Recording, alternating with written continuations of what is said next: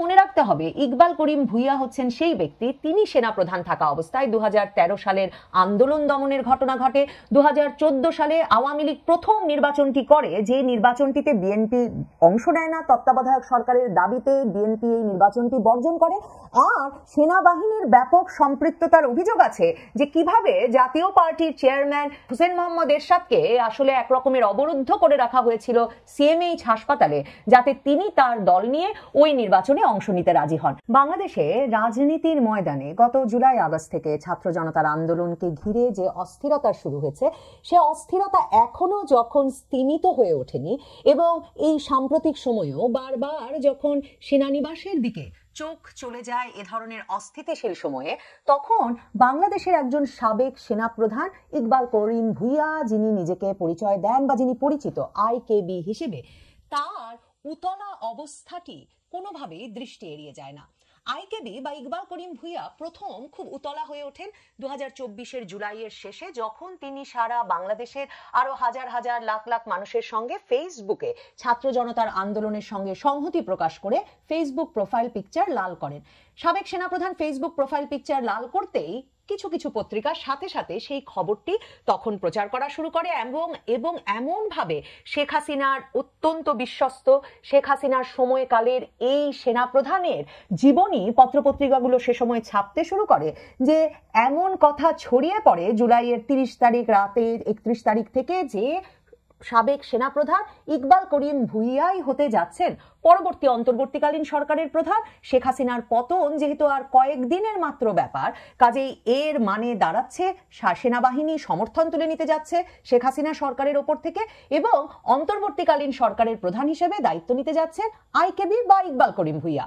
এরপর 3রা আগস্ট, 3 তারিখ আগস্টের আমরা জানি যে সেনা সদর দফতরে সেনা দরবারে সেনাপ্রধান ওয়াকারুজ্জামানের সঙ্গে সেনা কর্মকর্তাদের যে সভা অনুষ্ঠিত হলো, সেই দরবারে সেনা কর্মকর্তারা সরাসরি বললেন যে তারা শেখ হাসিনা সরকারের নির্দেশক্রমে ছাত্র জনতার আন্দোলন দমনে আর সম্পৃক্ত থাকতে চান না। এবং সেই সভা থেকে যখন খবর বেরিয়ে এলো, সেনাপ্রধান ওয়াকারুজ্জামানও বলেছেন যে সেনাবাহিনী জনগণের সাথে থাকবে এবং সেনা কর্মকর্তাদের এরকম সরকারের নির্দেশে কোনো দমনমূলক অবস্থানে না যাওয়ার সিদ্ধান্তকে সেনাপ্রধান ওয়াকারুজ্জামান সমর্থন জানিয়েছেন। তখন বুঝতে আর বাকি থাকলো না যে সেনাবাহিনী আসলে আর হাসিনা সরকারের সাথে নেই এবং শেখ হাসিনা সরকারের পতন এরপরে কয়েক ঘন্টা বা কয়েক দিনের ব্যাপার মাত্র।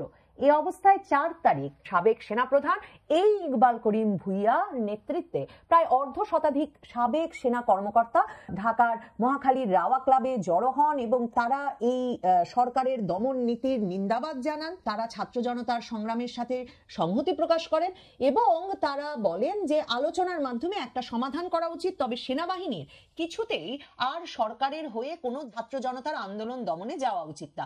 কিন্তু 3 তারিখে তো সিদ্ধান্ত হয়েই গেছে, মানে বর্তমান সেনাপ্রধান বর্তমান সেনা কর্মকর্তাদের নিয়ে তো এই সিদ্ধান্ত নিয়েই ফেলেছেন, যেটা সারা বাংলাদেশে তারপরে জানা হয়ে গেছে সেনাবাহিনী আর শেখ হাসিনা সরকারের কথা মতো ছাত্র জনতার আন্দোলন দমন করবে না। তাহলে কেন সাবেক সেনাপ্রধান ইকবাল করিম ভুইয়াকে বেরিয়ে এসে সেই বক্তৃতা দিতে হলো এবং সেই বক্তৃতা আবার তারা ফেসবুক লাইভ করে প্রচার করলেন এবং সেটা পত্রপত্রিকায় ব্যাপক কাভারেজ পেল।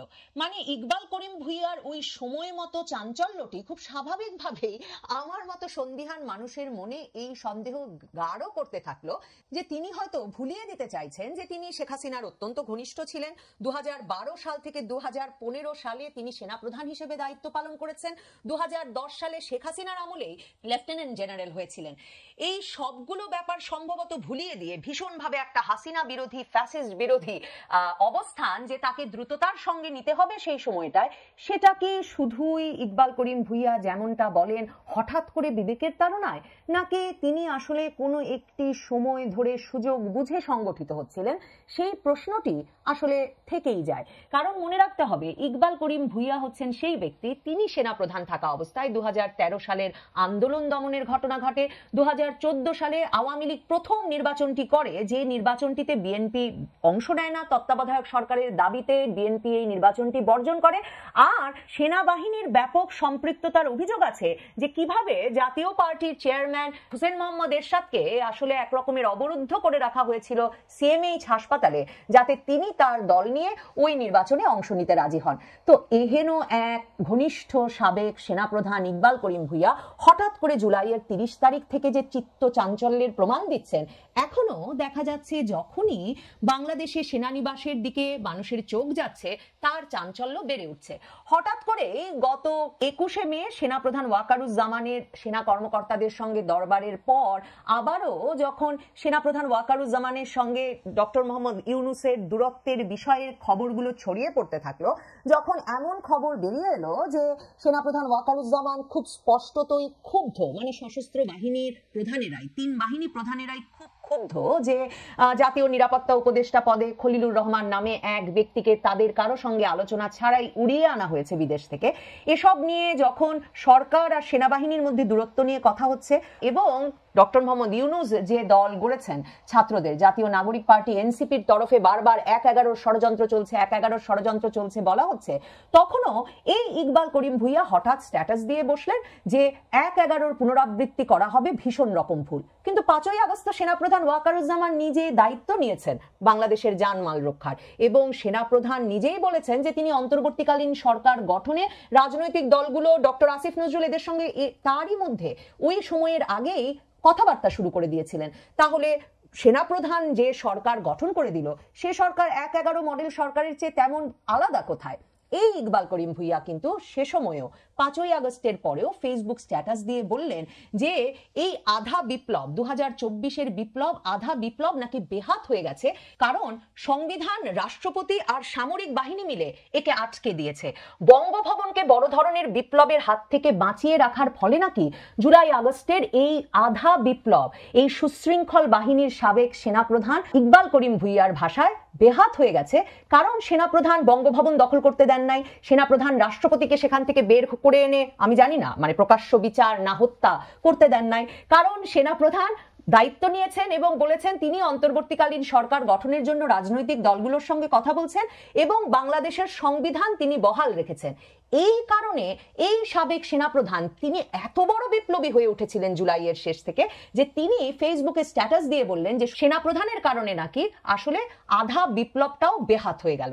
এখন তিনি যে 1-11 বা 1-11 বিপক্ষে শুধুমাত্র সোচ্চার হয়ে উঠছেন এবং বাংলাদেশের জন্য প্রভাবশালী অনেক ইউটিউবাররা যাদের ব্যাপক প্রভাব রয়েছে তারা তাকে একটা উচ্চাসনে বসিয়ে তার সেসব ফেসবুক স্ট্যাটাস শেয়ার করছেন তাই নয়, তারা ভুলিয়ে দিতে চাইছেন যে 2007 সালে 1-11 সময় যখন জরুরি অবস্থা জারি হয় তখন চিফ অফ জেনারেল স্টাফ ছিলেন এই ইকবাল করিম ভূঁইয়া অর্থাৎ সিজিএস ছিলেন এবং আরেক সাবেক সেনা কর্মকর্তা ফজলুল বারী, চৌধুরী ফজলুল বারী, তিনি বণিক বার্তার সঙ্গে সাক্ষাৎকারে বলছেন যে 2007 সালের ওই জরুরি অবস্থা জারির সময় ইকবাল করিম ভূঁইয়া ছিলেন সিজিএস। ইকবাল করিম ভূঁইয়ার কাছে এই গোয়েন্দা সংস্থা, মিলিটারি অপারেশনস সব ছিল। সেনাপ্রধান চিফ অফ আর্মি স্টাফ, উনি ছিলেন চিফ অফ জেনারেল স্টাফ। কোনো অপারেশন করতে হলেই এই সিজিএসকেই প্ল্যান করে দিতে হয়। তো সে সময়ের অর্থাৎ 1-11 সময়ের প্ল্যানগুলো কে করে দিয়েছিলেন এই প্রশ্ন এখন আরেক সাবেক সেনা কর্মকর্তা তুলছেন পত্রিকায় সাক্ষাৎকার দিতে যেয়ে। এই আইকেবি বা ইকবাল করিম ভূঁইয়া আসলে ঠিক কি উচ্চাশায় কি প্রত্যাশায় হঠাৎ এত হাসিনা বিরোধী, ফ্যাসিবাদ বিরোধী হয়ে উঠলেন তা নিয়ে সন্দেহ করবার বারবার কারণ এই যে তার এই কর্মকাণ্ড দেখে যখন আপনি একটু অনুসন্ধান করবেন তখন আপনি জানবেন তিনি যে শুধুমাত্র শেখ হাসিনার সময়ে লেফটেন্যান্ট জেনারেল হয়েছেন, সেনাপ্রধান ছিলেন, 2014 নির্বাচন অনুষ্ঠানে শেখ হাসিনাকে সহায়তা করেছেন, শুধু তাই নয় তিনি একটা পাওয়ার প্ল্যান্ট পেয়ে গেছেন শেখ হাসিনার আমলে। কোনো দরপত্র আহ্বান ছাড়াই বাংলাদেশ সরকার 2021 সালে তার কোম্পানি অর্থাৎ ইকবাল করিম ভূঁইয়ার কোম্পানি উইনিভিশন পাওয়ার লিমিটেড এবং মালয়েশিয়ার একটি কোম্পানিকে একত্রে একটা জয়েন্ট ভেঞ্চার হিসেবে 660 মেগাওয়াটের এলএনজি বেসড একটা বিদ্যুৎ কেন্দ্র দিয়ে দেয় এবং সেই বিদ্যুৎ কেন্দ্রটি 22 বছর মেয়াদী একটা চুক্তি পায় সরকারের সঙ্গে। তো এই যখন অবস্থা, সেই ইকবাল করিম ভুইয়ার হঠাৎ কি ঘটলো? কেন জুলাইয়ের শেষে কার ইঙ্গিতে তিনি চঞ্চল হয়ে উঠলেন, উতলা হয়ে উঠলেন এবং এখনো বেশ চঞ্চলতা দেখাচ্ছেন সোশ্যাল মিডিয়া জুড়ে? আগস্ট থেকেই তিনি নিয়মিত সেনাবাহিনীর ভেতরে তিনি কখন কি বোধ করেছেন, কিভাবে তিনি ঘটনা প্রবাহ, কোন ঘটনা প্রবাহ কিভাবে দেখেছেন, এসবের বর্ণনা বিস্তারিত লিখছেন। সেই সব বর্ণনা বিভিন্ন সংবাদ মাধ্যমে ধারাবাহিকভাবে ছাপা হচ্ছে। মানে তিনি নিজেকে সাবেক সেনাপ্রধানদের মধ্যে একজন আলাদা ব্যক্তিত্ব হিসেবে প্রমাণের চেষ্টা করছেন। সে কারণে ডিজিএফআই এর প্রাক্তন ডিজি চৌধুরী ফজলুল বাড়ির বণিক বার্তার সাক্ষাৎকারটিও খুব গুরুত্বপূর্ণ। সেখানে তিনি প্রশ্ন করলেন যে 2014 সালের নির্বাচনে তো ইকবাল করিম ভুইয়া পজিটিভ কিছু করেননি, কার কাছে মুচলেকা দিয়েছেন? তার মানে কারো কাছে মুচলেকা দিয়ে তিনি 2014 সালের নির্বাচনে সেনা প্রধান হিসেবে তারকে দেওয়া দায় দায়িত্ব পালন করছিলেন। চৌধুরী ফজলুল বাড়ি, সাবেক এই সেনা কর্মকর্তা, বলছেন কার কাছে মুচলেকা দিয়েছেন, মানে ইকবাল করিম ভুইয়া কেন দিয়েছেন সে সম্পর্কে তিনিই জানাবেন। তখন তো বিরোধী দলগুলো এইভাবে নির্বাচন চায়নি, তারা চেয়েছিল কেয়ারটেকার গভর্নমেন্ট, সারা দেশের মানুষ চেয়েছিল কেয়ারটেকার গভর্নমেন্ট হোক। তখন কেন ইকবাল করিম ভুইয়া তৎকালীন প্রধানমন্ত্রীকে পরামর্শ দেননি? সর্বপ্রথম ইকবাল করিম ভুইয়াই সেনাবাহিনীকে নতজানু করেছেন। উনি শেখ হাসিনার নির্বাচন কেন্দ্রিক সব কর্মসূচি বাস্তবায়ন করেছেন।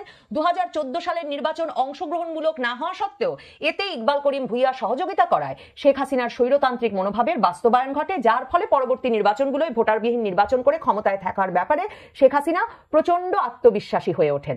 তো এই যে ইকবাল করিম ভুইয়া, এখনো তিনি এতটা চঞ্চল, এতটা উতলা যে সর্বশেষ তিনি যখন এই খবর বেরিয়ে এলো যে বর্তমান সেনাপ্রধান ওয়াকারুজ্জামানের সঙ্গে অন্তর্বর্তীকালীন সরকারের প্রধান উপদেষ্টার আরেকটি বড় বিরোধীর জায়গা হচ্ছে এই যে অন্তর্বর্তীকালীন সরকার জাতিসংঘের পরামর্শক্রমে একটা মানবিক করিডোর দেওয়ার কথা ভাবছে রাখাইন রাজ্যের সঙ্গে। অনেকে যেখানে বলছেন যে মার্কিন যুক্তরাষ্ট্রের পরামর্শে এমনকি একটা সামরিক করিডোর আরাকান আর্মিকে সহায়তায় সেটাও দেওয়ার কথা ভাবা হচ্ছে।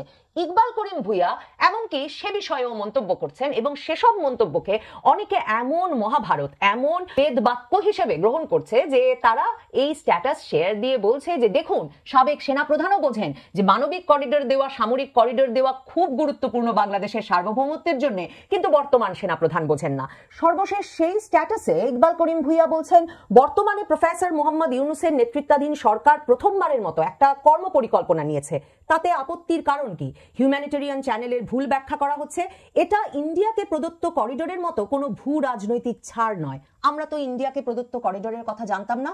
সাবেক সেনাপ্রধান জানেন সাবেক সেনাপ্রধানের আমলে কিভাবে করিডোর দেওয়া হচ্ছিল ইন্ডিয়াকে? সেই বিষয়টি তিনি কেন পরিষ্কার করছেন না? মানে এই যে দিস্তার পর দিস্তা তিনি ফেসবুক স্ট্যাটাস লিখছেন, সেখানে তার আমলে, মানে তিনি সেনাপ্রধান থাকা অবস্থায় ইন্ডিয়া সহ কোন কোন দেশকে কিভাবে কিভাবে করিডোর দিচ্ছিল তখনকার সরকার, বা কিভাবে সেগুলো দিতে সেনাপ্রধান হিসেবে তিনি তখন কোনো আপত্তি জানাননি বা সে কাজ বাস্তবায়ন করে গেছেন, সেগুলো তিনি পরিষ্কার করছেন না কেন?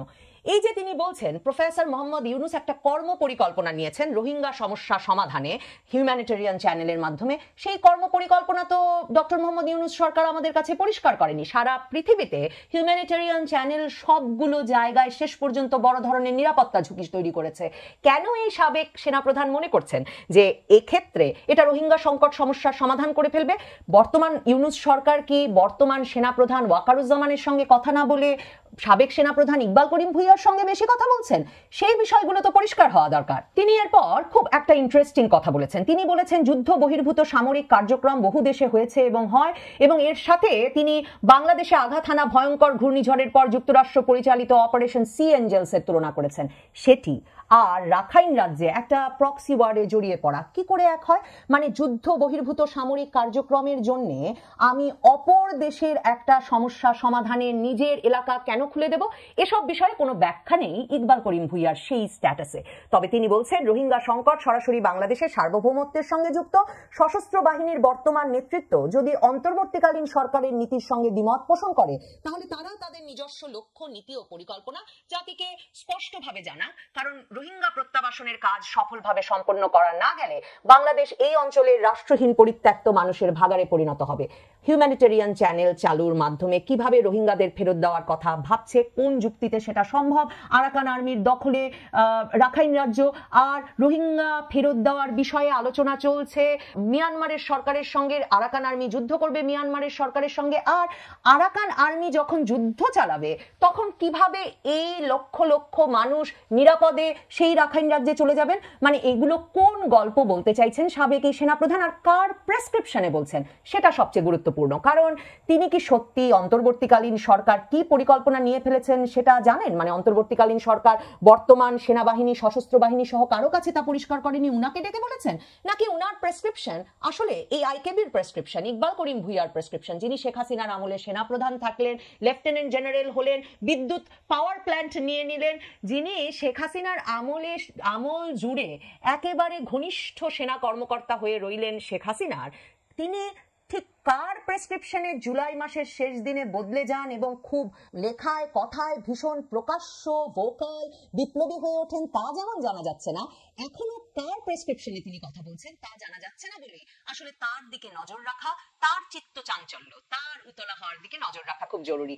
কারণ আপনারা যারা তার দিকে লক্ষ্য রাখছিলেন তারা নিশ্চয়ই জানেন যে আগস্টে যেমন কথা হয়েছিল তিনিই হতে যাচ্ছেন অন্তর্বর্তীকালীন সরকারের প্রধান, তেমনি অক্টোবরেও একবার এমন কথা উঠেছিল যে অন্তর্বর্তীকালীন সরকারের কাঠামোতে পরিবর্তন এনে হয়তো ইকবাল করিম ভুইয়াকে রাষ্ট্রপতি পদে নিযুক্ত করা হতে পারে, কিংবা ডক্টর মোহাম্মদ ইউনূসকে রাষ্ট্রপতি করে তাকে নিযুক্ত করা হতে পারে প্রধান উপদেষ্টা হিসেবে। এমনকি মনে থাকবে এই মার্চে প্রধান উপদেষ্টার প্রেস উইং থেকে রীতিমতো বিবৃতি দিয়ে জানান দিতে হয়েছিল যে ইকবাল করিম ভুইয়াকে উপদেষ্টা হিসেবে শপথ গ্রহণের জন্য কোনো আমন্ত্রণ জানানো হয়নি। কেন এই সাবেক সেনাপ্রধান ক্রমাগত আলোচনায় থাকতে চাইছেন? কার প্রেসক্রিপশনে তিনি নানা রকম ব্যাখ্যা, বিবৃতি, উপদেশ, পরামর্শ দিচ্ছেন?